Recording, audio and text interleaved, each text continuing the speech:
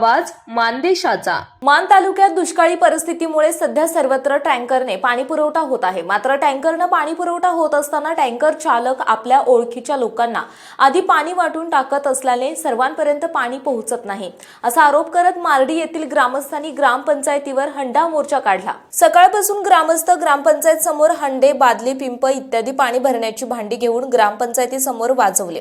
आमचा पाणी प्रश्न मिटल्याशिवाय आम्ही इथून हलणार नाही, अशी भूमिका ग्रामस्थांनी घेतली होती।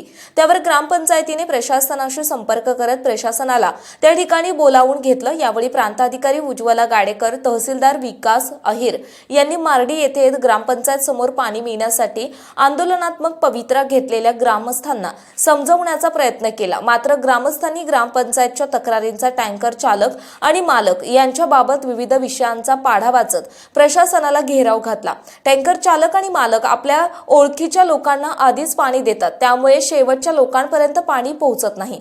प्रशासनाने दिलेल्या टँकरचे पाणी हॉटेल व्यावसायिकांनाही विकले जात असल्याचा आरोप ग्रामस्थांनी प्रशासनासमोर केला आहे। मार्डी इंजबाव रोड शेजारी असलेल्या आडाचीही यावेळी प्रांताधिकारी आणि तहसीलदार यांनी पाहणी केली। सर्वांना पाणी मिळालंच पाहिजे, त्या अनुषंगाने प्रांताधिकारी उज्ज्वला गाडेकर यांनी मार्डी ग्रामपंचायतचे सर्व पदाधिकारी आणि ग्रामसेवक यांनाही पाठपुरावा व्यवस्थित करण्याबाबत सांगितले। मराठी ग्रामस्थांच्या पाण्याविषयी तक्रारी असल्यास संबंधित जबाबदार व्यक्तींवर गुन्हे दाखल करणार असल्याचे सांगत आपली भूमिका प्रांताधिकारी यांनी ठामपणे मांडली।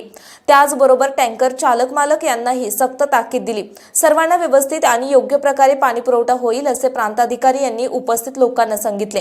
या सर्व गोष्टींसाठी ग्रामस्थांचेही सहकार्य महत्त्वाचे असल्याचेही उज्ज्वला गाडेकर म्हणाल्या। मानसोफर न्यूज प्रतिनिधी एकनाथ वाघमोडे, वावरहिरे।